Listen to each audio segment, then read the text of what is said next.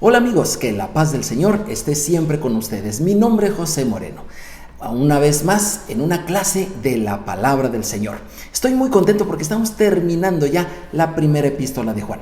Ha sido muy instructivo, muy edificante las clases anteriores, pero el cierre está muy bueno y espero que no te lo pierdas, ni tampoco las clases que van a venir después. A propósito de perder, me acuerdo de aquella ocasión que hubo inundaciones muy grandes en una región donde existía una persona que era muy devoto, tenía muchísima fe. Según el testimonio de él mismo, él así lo decía, que él tenía mucha fe, pero en esa ocasión hubo inundaciones y todo se fue abajo del agua. Solamente por allí el segundo piso de la iglesia a donde él asistía, ese lugar había todavía se libraba de la inundación. Así que él corrió a ese lugar, fue y ahí se puso. En algún tiempo del día pasó una lancha muy pequeñita y le ofreció su ayuda. Señor, véngase, yo lo puedo rescatar. El hombre le dijo, no, yo tengo fe en que nada me va a pasar. Bueno, ok, se fue el de la lancha. Más o menos como a las 2-3 horas llegó un barco ya un poco más grande, que traía muchos rescatados, y le dice, señor, véngase para acá, le vamos a echar un salvavidas, una llanta, un salvavidas. La toma y se viene, y dice el hombre, no, yo no me muevo de aquí, yo no me muevo de mi iglesia, porque yo tengo la confianza, la fe en que nada malo me va a ocurrir. Bueno, está bien. Ya muy entrada la noche, los trabajos de rescate seguían y en eso llega un helicóptero. Lo ve, lo detecta con la luz y todo y le dice, tome la cuerda que le vamos a echar, ayúdenos a rescatarlo. Y les grita el hombre allí entre tanto ruido, no, yo no me muevo de mi iglesia porque tengo la plena fe y confianza de que nada malo me va a pasar. Bueno, se fue el helicóptero. Durante la noche la lluvia arreció, el nivel subió y el hombre murió. Al estar él en la presencia del Señor, como que con un poquito de reclamo le dijo, Señor, ¿por qué no me ayudaste? Y el Señor le dijo, que no te ayudé, mira, te mandé una lancha, te mandé un barco y te mandé un helicóptero, pero tú no te moviste de lo que creías. El día de hoy vamos a hablar acerca de la fe, porque el apóstol Juan en su último capítulo nos pone, en el último capítulo de su primera epístola, nos pone la prueba de qué tipo de fe gozamos cada uno de nosotros. Y ese es un examen que nosotros tenemos que hacer. Yo sé que tú crees, yo creo, todo el mundo cree, ¿verdad? Pero eso no significa que sea la fe que verdaderamente nos salve, la fe que verdaderamente nos ayude. Y el apóstol Juan nos invita, haz este examen continuamente en tu vida. Voy a leer el primero de los versículos, primera de Juan, capítulo 5, versículo 1, y te pido que estés muy atento con tu Biblia. Dice así, todo aquel que cree que Jesús es el Cristo es nacido de Dios, y todo aquel que ama al que engendró, ama también al que ha sido engendrado por él. Si le preguntamos a un cristiano el día de hoy, oye, ¿tú crees en Jesús? Nos va a decir, claro que sí, por supuesto que sí, creo en Jesús.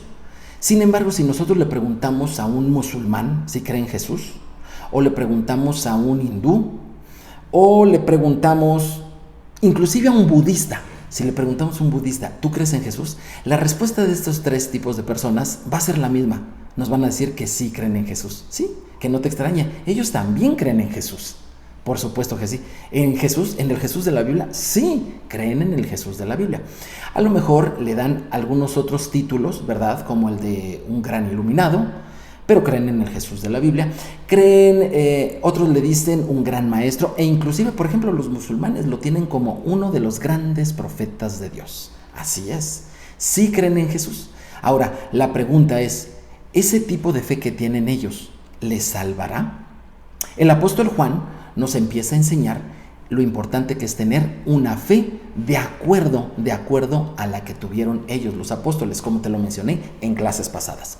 Hasta aquí el apóstol Juan nos ha hecho dos pruebas a todos los que decimos creer en Jesús, ¿verdad? La primera de ellos, ¿vives en la luz? De esto se refieren los capítulos 1 y 2 de Primera de Juan. ¿Vives en la luz? ¿Qué es esto de vivir en la luz? ¿Que si prendí la luz o que si pagué la luz? No, significa vives en la luz y acuérdate, él es un judío y para él la luz, lo dice claramente la Biblia, el Salmo 119, la luz es la palabra de Dios. Es decir, ¿conoces la palabra de Dios? ¿La crees? ¿La vives? Eso es vivir en la luz. Y nos hace la pregunta, el examen, en los 2 primeros capítulos. En los capítulos 3 y 4 nos hace otro examen el apóstol Juan y nos dice, ¿vives en el amor? Ah, sí, hoy todo el mundo quiere amar o cree que ama o piensa o siente que ama.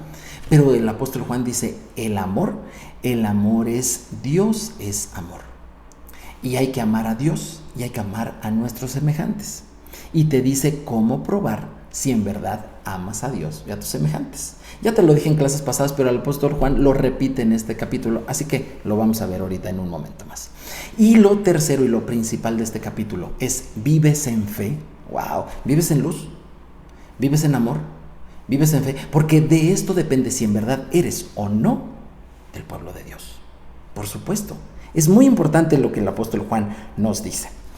Dice que, como te dije, hay mucha gente que cree en Jesús, pero el apóstol Santiago nos dice, mira, hasta los demonios creen en Jesús y tiemblan de respeto y tiemblan de miedo. ¿Saben de lo poderoso que es Jesús de Nazaret? Por supuesto que sí.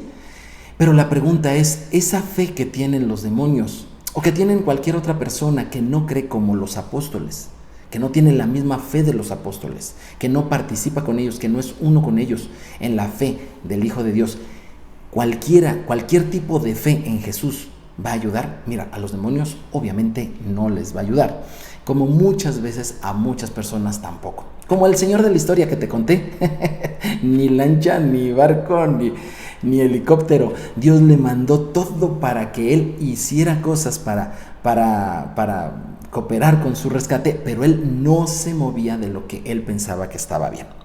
La palabra de Dios siempre nos va a estar corrigiendo, siempre nos va a estar moviendo. Acabo de estar con unos amigos en un desayuno y comentábamos, y el tío de ella, la pareja, es la pareja, el tío de ella fue uno de los señores que tuvo uno de los mejores talleres de bicicleta aquí en la ciudad donde yo vivo.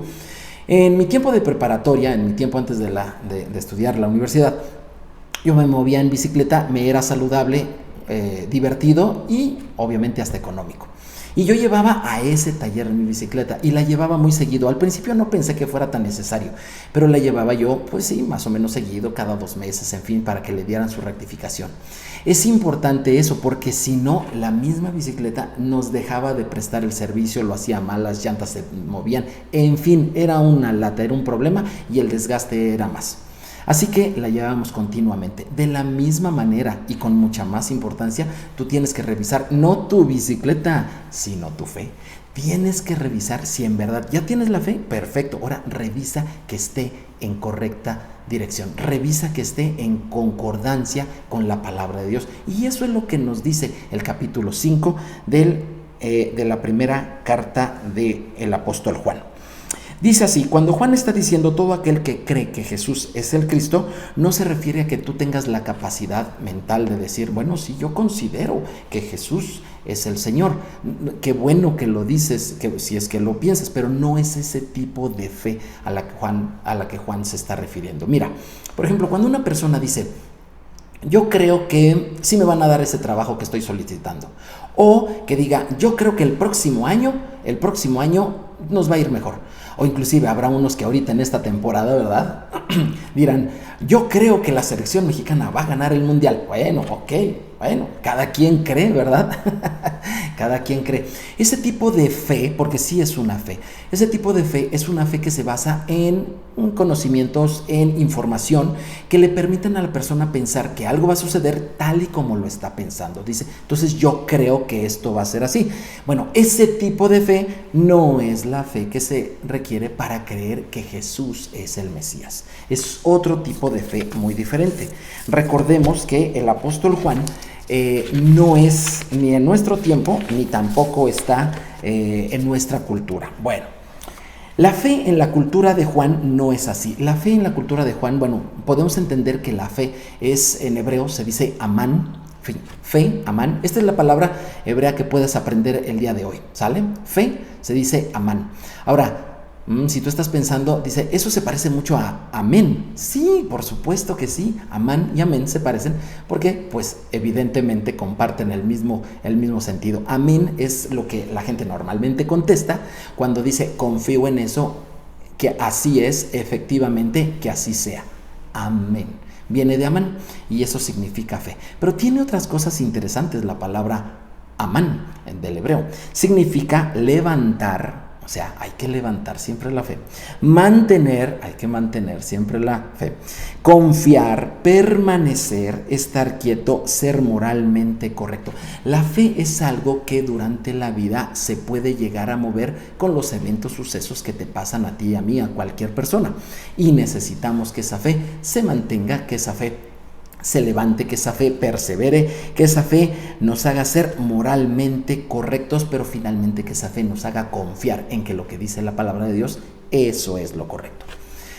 Hay una fe diferente, hay una fe muy distante, hay una fe contrastante. Acabamos de hacer mi esposa y yo un viaje allá a Medio Oriente y estuvimos por las tierras del apóstol Pablo y pudimos observar cómo la cultura griega fue un gran oponente de la cultura hebrea. Sí, así es. Y así como en el hebreo hay un amán, hay una fe hebrea, así también en el griego hay una fe pistis, hay una fe griega, pero son fees totalmente distintas. La fe griega es como la que te dije, ¿verdad? Ese que quiere que la selección gane o que el próximo año nos irá mejor o cosas así. Es una fe griega que inclusive mucha gente en Occidente considera suficiente fe como para entender lo que el apóstol Juan nos dice en sus cartas, pero no es así. La fe griega es una fe mental, es una fe que se basa en el conocimiento, es una fe que es capaz de pensar lo correcto, de decir lo correcto, de creer lo correcto, pero ¿qué crees? Es una fe que no se mueve a hacer lo correcto. Esta es la razón por la cual mucha gente que dice creer en Jesús, su vida dista mucho de ser algo parecido a lo que la Biblia dice que debe ser la vida de un creyente. ¿Sí? ¿Por qué? Porque tienen una fe griega, no tienen una fe hebrea. Pablo se enfrentó a esa fe griega fuertemente allí en Asia Menor. Santiago el apóstol, hermano en la carne de Jesús, nos da la importancia. No es que la fe mental sea mala, simplemente es insuficiente y no te va a sacar adelante. Te va a hacer creer que lo que estás creyendo está bien, y aunque te mande el Señor la lancha, aunque te mande el barco, aunque te mande el helicóptero, aunque te mande mayor profundidad en los estudios de la palabra de Dios, tú vas a decir con lo que yo creo es suficiente, y eso te va a traer problemas. Eso te va a traer problemas. Espero que no sean grandes y espero que tú, juntamente conmigo, también avancemos a una fe más parecida a la fe de los apóstoles. ¿Sí? A una fe más parecida a la de Pablo, a la de Santiago, a la de Juan. Ahora, ¿cuál es la diferencia con la fe hebrea? La fe hebrea es una fe que pone acción, no es como la fe griega. La fe hebrea es una fe que pone acción confiadamente en lo que Dios dice, en lo que está escrito en su palabra. Y si su palabra dice esto, yo confío que eso está bien, que eso es correcto, y yo me muevo hacia él. La fe griega, no, la fe griega quiere mover al mundo hacia lo que él quiere. La fe hebrea no es así. La fe hebrea se mueve uno hacia lo que Dios quiere. La fe griega hace a Dios un servidor. La fe hebrea hace a una persona servidor de Dios. ¿Empiezas a ver la diferencia? Ok, ahora la fe griega es una fe limitada, como te digo, que, tenemos un ejemplo muy interesante en la historia que te quiero comentar. En tiempo de los cruzados, ¿sale? ¿Recuerdas tú? Fueron muchos años y fueron muchas cruzadas a Medio Oriente. Llegó la cristiandad a forzar a la gente que creyera en Jesús, pero ya sabes, como esa fe griega, ¿sí? De que yo creo en Jesús, el que cree en Jesús es salvo, entonces yo soy salvo, a ver, repítelo, dilo, muy bien, felicidades, perfecto, ya eres cristiano. Ese tipo de fe griega es la que llevaron los cruzados a Medio Oriente y forzaron, pero no con motivación, sino con una espada, ¿verdad?, a que la gente confesara que Jesús es el Señor. Y muchos árabes y muchos judíos confesaron que Jesús es el Señor, fueron motivados a hacerlo. Sin embargo, los judíos se dieron cuenta que para el occidental esa fe griega de confesión nada más, sin cambio en la vida, era suficiente para ser librados. Bueno, y entonces así lo hicieron. Tranquilamente después de eso ellos regresaron a sus sinagogas a continuar con su fe como ellos la vivían y así fueron librados. El día de hoy hay mucha gente que también tiene ese tipo de fe griega y que de poco le va a servir, pues en realidad no hay una acción que esté cambiando sus vidas. El apóstol Santiago en capítulo 2 versículos 18 al 22 dice: pero alguno dirá, tú tienes fe, yo tengo obras, contesta el apóstol. Y dice: muéstrame tu fe sin tus obras y yo te mostraré mi fe por mis obras. Tú crees que Dios es uno y haces bien. Los demonios también creen y tiemblan. Mas quieres saber, hombre vano, que la fe sin obras es muerta. Fíjate, ese tipo de fe es una fe que no sirve, está muerta, ¿verdad? ¿Cómo va a dar vida? Está muerta. Y dice así: no fue justificado por las obras Abraham, nuestro padre, cuando ofreció a su hijo Isaac sobre el altar. Y luego dice: ¿no ves que la fe actuó juntamente con las obras y que la fe se perfeccionó en las obras? Así es. Si tú solamente te has quedado en confesar a Jesús y piensas que por eso ya eres salvo, el apóstol Juan te dice: lleva tu bicicleta al taller, revisa si en verdad esa fe tan poquita, tan escasa y tan insuficiente, en verdad te está dando la salvación. Revisa, porque si bien es cierto que es un buen comienzo, déjame decirte, tiene que haber obras en tu fe para que en verdad tu fe sea una fe verdadera, una fe auténtica. Bueno, vamos aquí adelante, 1 Juan capítulo 5 versículos 2 al 4. En esto conocemos que amamos a los hijos de Dios cuando amamos a Dios y guardamos sus mandamientos. Wow, aquí el apóstol Juan nos está diciendo: si una persona obedece los mandamientos de Dios, es decir, si una persona obedece la Torá, esa persona ama a Dios. Lo contrario también es cierto. Si una persona no obedece la Torá, esa persona no ama a Dios. No importa que tenga una fe griega. ¿Sale? Primera de Juan capítulo 5 versículos 5 al 6. ¿Quién es el que vence al mundo sino aquel que cree que Jesús es el Hijo de Dios? Este es Jesucristo que vino mediante agua y mediante sangre.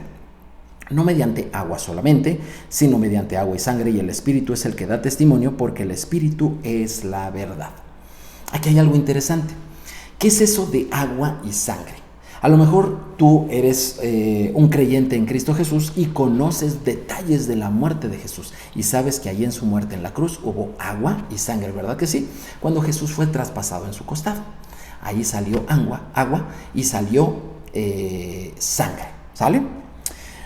Ahora, eso puede ser que lo conozcas tú, y si no, pues un repaso a los evangelios te ayudará.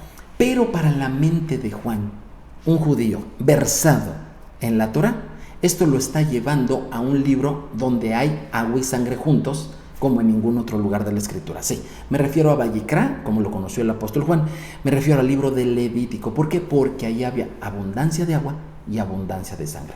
El agua se utilizaba para lavar a los animalitos que habrían de ser sacrificados. Y la sangre obviamente era el segundo fluido que estaba presente, pero era cuando el animalito era sacrificado. Agua para lavarlos y la sangre del sacrificio. Y dice que Jesús vino por agua y por sangre, mediante agua y mediante sangre. ¡Wow! Ahora, estos símbolos de Levítico, ¿a qué se refiere el agua y la sangre? Y muchos pueden decir: es esto, es esto. No. Dejemos mejor que la palabra de Dios nos conteste. ¿Qué te parece? La Biblia se explica sola. Ella se explica sola. Proverbios 35. Proverbios 35 dice: toda la palabra de Dios es limpia. ¡Wow! Toda la palabra de Dios es limpia. Él es escudo a los que en Él esperan. Salmos 12:10. Salmos 12:6. Las palabras del Señor son limpias. Estamos hablando de limpieza. La palabra. Entonces ya sé, el agua es la palabra de Dios. Si todavía tuviéramos duda, el profeta Ezequiel nos dice, Ezequiel 36:25, esparciré sobre vosotros agua limpia. ¡Wow! Y seréis limpiados de todas vuestras inmundicias, y de todos vuestros ídolos os limpiaré. Dios esparce la palabra de Dios, ese agente de limpieza que nos limpia, te limpia a ti, me limpia a mí, continuamente, constantemente, ¿sale? No porque tengamos tantos años de creyentes, quiere decir que no necesitemos el agua limpia. ¿Cuándo fue la última vez que te bañaste? ¿Cuántos años tienes de edad? ¿Dejarás de bañarte algún día? Espero que no, yo no. Lo mismo y más espiritualmente.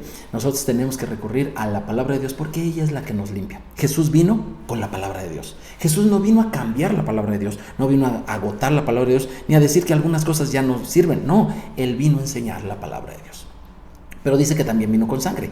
¿A qué se refiere la sangre? Al sacrificio que Él hizo por ti y por mí y por todo el mundo en la cruz. Al sacrificio.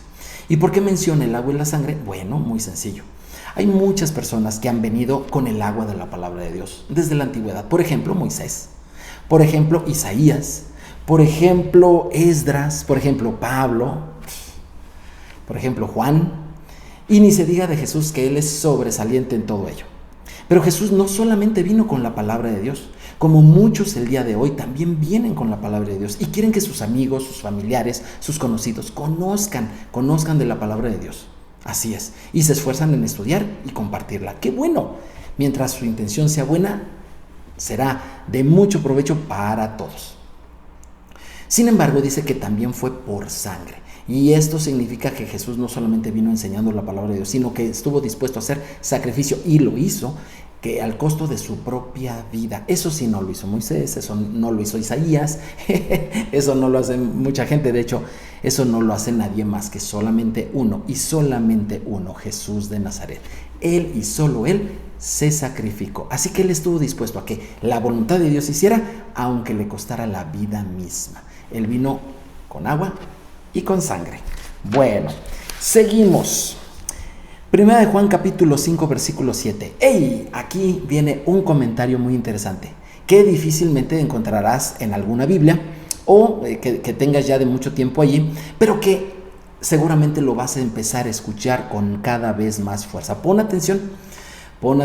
No soy obviamente el primero que lo menciona, pero sí lo vas a empezar a escuchar con mucha más frecuencia este comentario que te voy a hacer. Primera de Juan capítulo 5 versículo 7.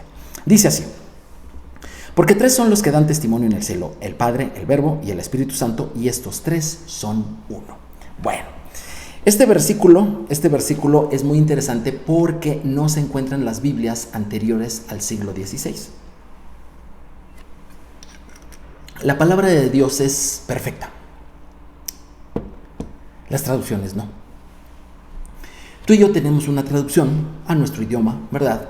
Conforme a nuestra actualidad. Y así como muchas generaciones lo han tenido en todas las partes del mundo.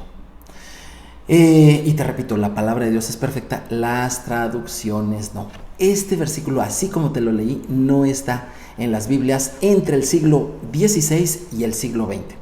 Efectivamente, antes este versículo no estaba así. Y en Biblias del siglo XX para acá, ya en muchas versiones, ya está conforme a los textos más antiguos. ¿Sí? Esa parte de el Padre, el Verbo y el Espíritu Santo, y estos son uno, esa es la parte que Juan no escribió y se tiene claramente demostrado, porque el día de hoy tenemos acceso a textos más antiguos que los que se tenían en tiempos del siglo XVI, XVII, etcétera, etcétera, etcétera. ¿Por qué esto fue así? Bueno, porque el famoso Textus Receptus fue la única fuente de traducción que se utilizó entre esos 500 años que te mencioné, ¿sí? Sin embargo, el día de hoy, como bien te digo, ya se pudo accesar a textos mucho más antiguos y se observa que esa parte no existe. De hecho, le pusieron un nombre. Ahorita te menciono cómo se dice esa parte de la Biblia. Pero te quiero leer algunas otras versiones de la Biblia que tal vez tú puedas conseguir el día de hoy. La primera dice así, la Biblia de Jerusalén. Dice, pues tres son los que dan testimonio. Hasta allí. No dice más. Pues tres son los que dan testimonio. No dice que el Padre, el Espíritu, el Hijo nada de eso. Nada más dice que tres son los que dan testimonio. La Nueva Traducción Viviente. Por lo tanto, son tres los testigos. Hasta allí. La Biblia Kadosh Israelita dice, hay tres testigos. Nada más. La Biblia Peshita dice, y el Espíritu da testimonio porque el Espíritu es la verdad. Eso es lo que dice. Te quise leer estas versiones porque son versiones que cada vez están gozando de mayor prestigio en sus comunidades de fe. Por ejemplo, la Biblia de Jerusalén goza de muy buen prestigio entre las comunidades de fe católicas, ¿verdad? Y ya no menciona esto del Padre, el Verbo y el Espíritu Santo, y estos tres son uno, ya no lo menciona. En cambio, la Biblia, Nueva Traducción Viviente, ella está creciendo en popularidad entre los círculos de fe evangélicos. Aquellos que gustan de las raíces hebreas, bueno, pueden leer la Biblia Kadosh israelita, y aquellos que dicen, ¿sabes qué? Yo no quiero nada que tenga que ver con la Vulgata latina, las traducciones que vengan de por allí, de la Septuaginta, yo quiero otra cosa. Bueno, pues está la Biblia Peshita, que procede directamente del arameo de las regiones siriacas, sí, de por allá, de por Siria, al norte de Israel.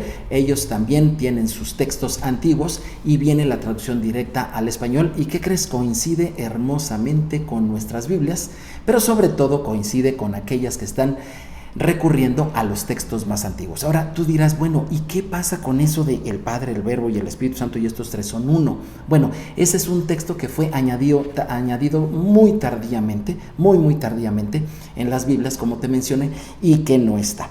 Y quiere ser conservado por una parte cada vez más pequeña de la cristiandad para poder dar soporte al dogma que también fue tardío de la Santísima Trinidad, ¿verdad?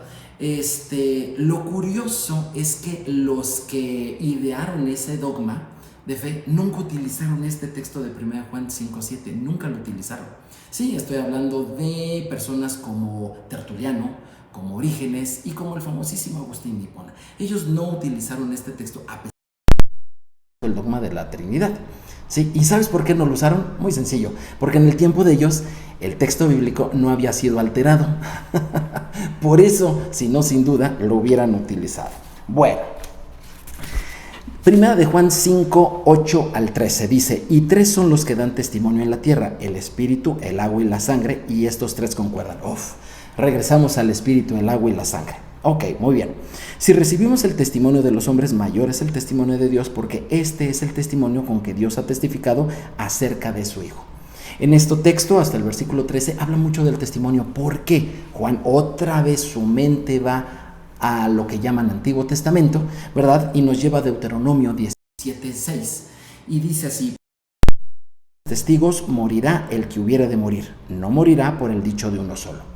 Cuando se trata de la vida y la muerte de alguien, cuando se trata de calificar si va o no a morir, se necesita no el testimonio de alguien, no nada más porque alguien lo diga, no nada más porque alguien, se necesita el testimonio de dos o de tres. Y aquí Juan nos dice, tienes el testimonio del Espíritu Santo, tienes el testimonio del agua, la palabra que nos limpia, y tienes el testimonio del sacrificio de Jesucristo. ¡Wow! Tienes estos tres. ¿Por qué? ¿Por qué se necesita tanto testimonio? Porque se trata de tu vida, se trata de mi vida, la vida de todo aquel que se acerca a Dios para tener el testimonio de Jesús en su ser.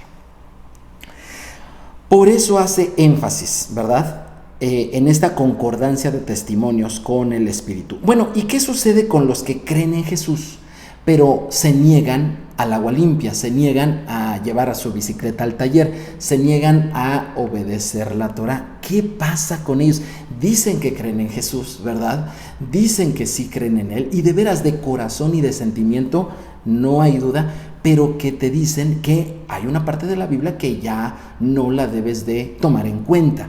¿Qué pasa con ellos? Fíjate lo que dice Isaías 8:20. A la ley y al testimonio, a la ley, a la Torá y al testimonio, si no dijeren conforme a esto, es porque no les ha amanecido.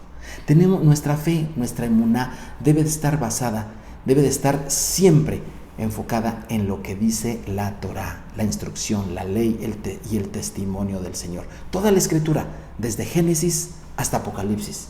Tu vida, tu fe debe estar basado en eso y no en lo que a alguien se le ocurra, frases, eslogans o cosas por el estilo, sino que en lo que dice la palabra del Señor. Y tú debes de ser siervo del Señor y no pienses que las cosas serán al revés. Primera de Juan 5:14, y esta es la confianza que tenemos en Él, que si pedimos alguna cosa conforme a su voluntad, Él nos oye. ¡Wow! Aquí es donde muchas predicaciones comienzan con Primera de Juan 5:14, y es precisamente para que la gente pida lo que quiera, haz de cuenta como si fuera una cartita a los supuestos Reyes Magos, ¿verdad que sí? Pero obviamente si nosotros leemos el contexto, entonces ¿qué petición le estaríamos haciendo? ¿De qué estamos hablando? De creer en Jesús, pero creer con una fe activa, basada en la palabra de Dios, de tal manera que el testimonio de estos tres, el espíritu, el agua y la sangre, esté también en nosotros. Y si eso no está, y aquí es el punto importante, y si eso no está, entonces esta confianza tenemos en Él, que si le pedimos alguna cosa conforme a su voluntad, Él nos oye. ¿De qué estamos hablando? De esto, ¿verdad? De ser parte del pueblo de Dios, de creer verdaderamente en Jesús. Bueno, entonces, ¿qué es lo que le vas a pedir si tú observas que tu fe no es la que debería de ser? No te preocupes. Tenemos la confianza de que si tú hablas con Dios, Él te va a oír para concederte esta fe emuná, y no tan solo una fe griega, una fe simplemente mental. ¿Qué podríamos pedir? Tener el testimonio del Señor. ¿Cuál es la voluntad? Porque aquí dice, ¿cuál es la voluntad de Dios? Pues que seamos salvos. Esa es la voluntad del Señor. Vamos adelante en el texto y dice así, 1 de Juan 5, 18 al 21, el final del capítulo: sabemos que todo aquel que ha nacido de Dios no practica el pecado, pues aquel que fue engendrado de Dios, Dios le guarda y el maligno no le toca.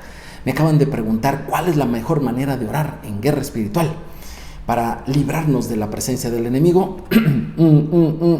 Aquí Juan nos dice, no, ¿de qué me hablas? Si tú no practicas el pecado, si tú no haces del pecado una práctica, si tú no desobedeces la Torah de una manera consistente, si tú no haces eso, al contrario, procuras obedecerla, procuras estar en ella, el maligno no te toca. Así de fácil. Dice versículo 19, sabemos que somos de Dios y el mundo entero está bajo el maligno, pero sabemos que el Hijo de Dios ha venido y nos ha dado entendimiento para conocer que Él es el verdadero y estamos en el verdadero, en su Hijo Jesucristo. Este es el verdadero Dios y la vida eterna. Hijitos, guardaos de los ídolos. Tú conoces en Jesús al verdadero, conoces a Jesús la vida. Sigue en el camino, revisa tu fe. Y como terminaran en aquel tiempo, en el tiempo de nuestro amado apóstol Juan, terminaban ellos siempre las escrituras diciendo Hasak, Hasak, Benik, Hasek, que significa esfuérzate y permanece fiel, permanece firme, permanece fuerte. Mi nombre es José Moreno, es un gusto estar contigo en esta clase de la palabra del Señor. Terminamos la primera carta del apóstol Juan. Seguimos con más estudios de la palabra. Te espero en la siguiente. Que el Señor te bendiga. No olvides suscribirte, compartir y, ¿por qué no?, dale click a la campanita si este video te ha servido o le sirve a alguna otra persona. Que el Señor te bendiga. Shalom, shalom.